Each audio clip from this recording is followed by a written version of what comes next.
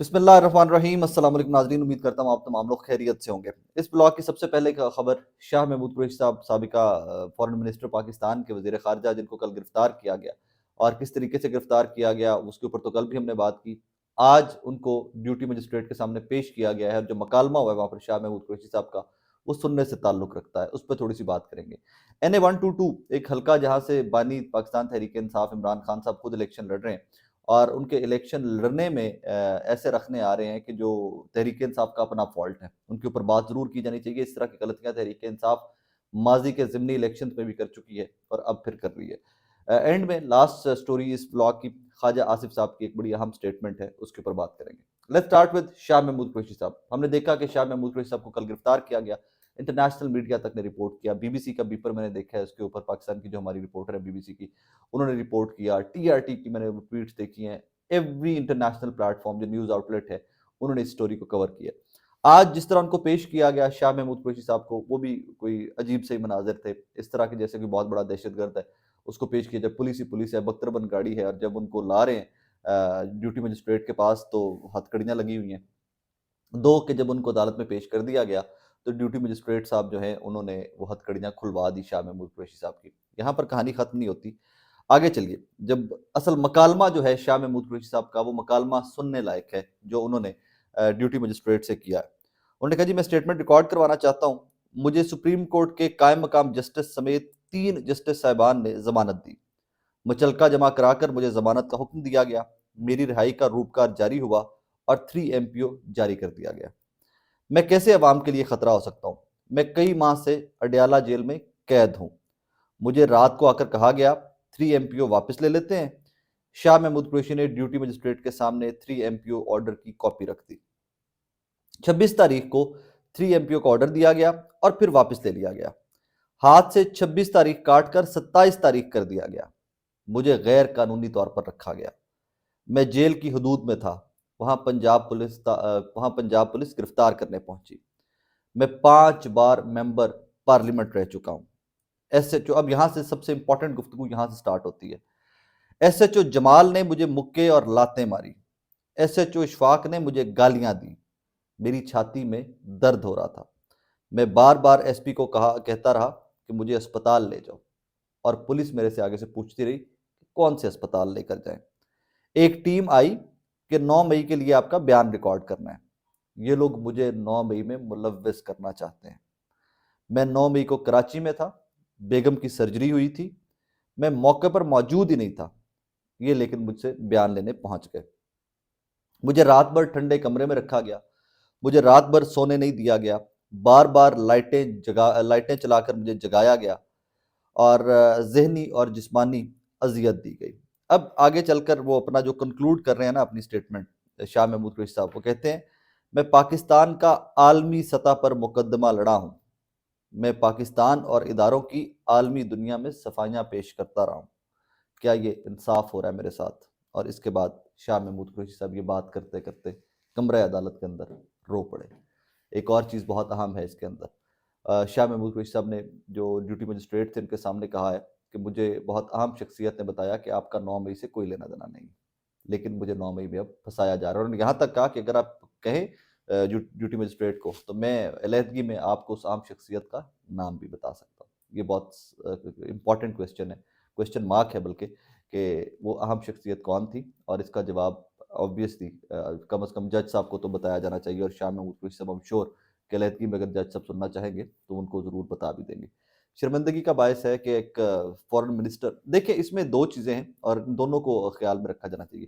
مین handling Shah Mahmood Qureshi صاحب ہوں، عمران خان صاحب ہوں، نواز شریف صاحب ہوں، رائے ثاقب ہوں، یا میرے دیکھنے والے آپ ہوں، یا میرے لاہور کے کوئی کسی چوک میں بیٹھا ہوا اس ٹائم کے اوپر مزدور ہو، پولیس کو کوئی حق نہیں ہے، قانون ان کو اس اجازت نہیں دیتا۔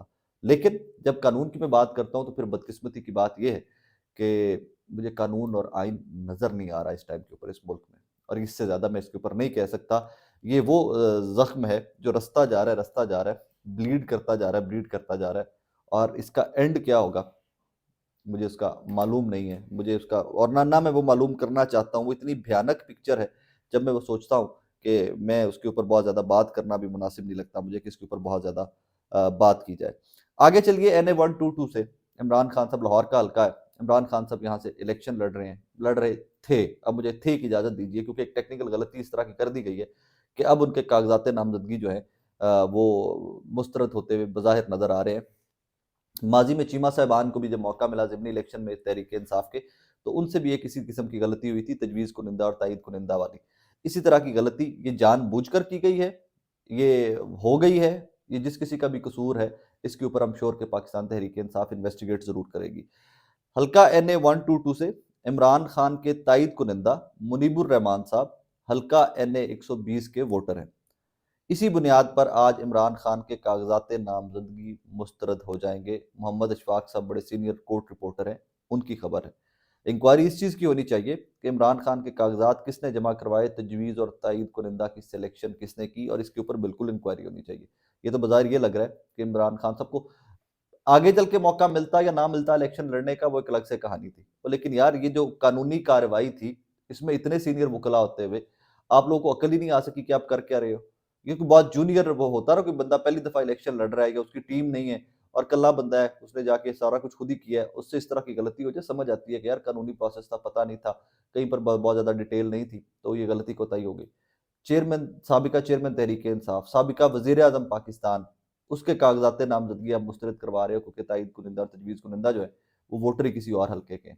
بہت بیسک غلطی ہے، اور اس کے اوپر I'm sure کہ تحریک انصاف کے جو کوئی ذمہ داران ہیں وہ اس کے اوپر بات بھی کریں گے اور اس کے اوپر تھوڑا سا انکوائر بھی کریں گے کہ بھائی جان کس نے بڑا غلط کیا اور کیوں بڑا غلط کیا۔ اس سے اور کچھ نہیں ہوگا۔ مجھے ذاتی طور پہ یہی لگتا تھا کہ عمران خان صاحب کو آگے چل کر بھی الیکشن نہیں لڑنے دیا جائے گا، کوئی اور ٹیکنیکل وجہ نکال کر ان کے کاغذات نامزدگی اڑا دیے جائیں گے، لیکن آپ کے اینڈ پر غلطی آپ کی الیکشن کیمپین کو ڈیمیج کرے گی۔ آپ کے اینڈ پہ غلطی ایک امپریشن یہ دے گی کہ تحریک انصاف کے ان صفوں کے اندر غدار موجود ہے، کیونکہ یہ اتنی بنیادی غلطی ہے کہ میرے جیسے بندے کو بھی پتا ہے کہ جہاں سے الیکشن لڑنے ہیں تجویز کنندہ وہیں کا ہونا چاہیے، تائید کنندہ ہونا چاہیے۔ بٹ واٹ ٹو سے، آگے جا کر کوئی اور اعتراض لگتا جو آپ کے کنٹرول میں نہیں تھا تو شاید آپ کا ووٹر آپ کی بات مان لیتا، but this was at your end. آپ اس کو تحریک انصاف کی جو لیگل ٹیم ہے وہ اس کو کنٹرول کر سکتی تھی۔ آخری چیز، مجھ جیسے لوگ تو اس کے اوپر بہت دیر کے بات کرتے آ رہے تھے، سیاستدانوں کو سمجھ بہت لیٹ آتی ہے، اور سیاستدانوں کو سمجھ صرف تبھی آتی ہے کہ جب ان کو کچھ اپنا نقصان ہوتا ہے یا کچھ سٹیک پہ لگا ہوا نظر آتا ہے، ورنہ یہ ان چیزوں کے اوپر کان نہیں دھرتے۔ میں وہ ایک کہا کرتا ہوں کہ آم دا بیبی والا سین جب تک ان کا ہوتا ہے نا، کہ جب تک اس بیبی کو گود میں اٹھایا ہوا اسٹیبلشمنٹ نے، جس کسی بیبی کو بھی، وہ بیبی تب تک اندھا ہو جاتا ہے، اس کو باقی سیاسی جماعتیں نظر نہیں آتی ہیں، روند ڈالو، گزر جاؤ اوپر سے، تباہ و برباد کر دو، ہمیشہ کے لیے ختم کر دو، اور بعد میں وقت گھومتا ہے، پہیہ گھومتا ہے وقت کا، اور وہی وقت ان سیاسی جماعتوں کے اوپر خود سے آ جاتا ہے۔ خواجہ آصف صاحب فرماتے ہیں، خبروں میں اکثر رہتے ہیں آج کل عثمان ڈار صاحب کی والدہ کی وجہ سے اور پھر سیالکوٹ والے الیکشن کی وجہ سے، دو کہ آئی تھنک وہ ان کا کاغذات نامزدگی جو عثمان ڈار صاحب کی والدہ ہیں ان کے بھی آج ریجیکٹ ہو جائیں گے۔ کچھ خبریں اس قسم کی آ رہی ہیں کہ ان کے خلاف بھی کچھ اس قسم کے پیپرز نکال لیے گئے ہیں، رجسٹری ایک پلاٹ کی ہے اور وہ پلاٹ جو ہے انہوں نے ڈکلیئر نہیں کیا، 2014 کی رجسٹری ہے، اب وہ فیک ڈاکیومنٹ ہیں، اوریجنل ڈاکیومنٹ ہیں، وہ ثابت کرتے ہوئے وقت لگ جائے گا، لیکن اس کی بنیاد کے اوپر عثمان ڈار صاحب، عمر ڈار صاحب کی والدہ کے نامنیشن پیپرز بظاہر اڑا دیے جائیں گے، ابھی تک کی اطلاعات ہیں۔ آگے چلیے تو خواجہ آصف صاحب کی سٹیٹمنٹ۔ خواجہ آصف صاحب فرماتے ہیں، جناب کہ بڑھتی ہوئی سیاسی افراتفری سے ملک کو شدید نقصان پہنچ رہا ہے، وقت آ گیا ہے سب مل کر بیٹھیں اور زخموں کو بھرنے کے لیے اقدامات کریں۔ تحریک انصاف 9 مئی بہت ڈیمیج ہوا، ہر چیز تباہ و برباد ہوگی، پاکستان تحریک انصاف کی صفیں لپیٹ کر پیچھے پھینک دی گئی۔ وقت تھا تمام سیاسی جماعتیں کھڑی ہوتی، اکٹھی ہوتی، عمران خان صاحب کے پاس جاتی، تحریک انصاف کے پاس جاتی کہ یار یہ غیر جمہوری رویہ تھا، آگے چلو، اس سے آگے چلتے ہیں، اور اب جمہوری طاقتیں ساری جمہوری طاقتوں کے ساتھ کھڑی ہو جاتی۔ نو، تب آپ لوگ ایک راگ الاپتے رہے، آج بھی راگ الاپتے ہو ٹی وی کے اوپر آ کر کہ جی ڈیسائیڈ کریں، ان کو جیلوں میں ڈالیں، تباہ کر دیں، ان کو برباد کر دیں، اور دوسری طرف خواجہ آصف صاحب یہ سٹیٹمنٹ دے رہے ہیں جہاں سے ہمدردی سمیٹی جا سکے، کل کو سیالکوٹ کا الیکشن جو ہے اتنے 4 ووٹ پہ جان اور کہیں جی دیکھیں جی میں تو سب کو مل بیٹھنے کی بات کرنے والا سیاستدان ہوں، میں تو ملک کو آگے لے کر چلنے والا سیاستدان ہوں۔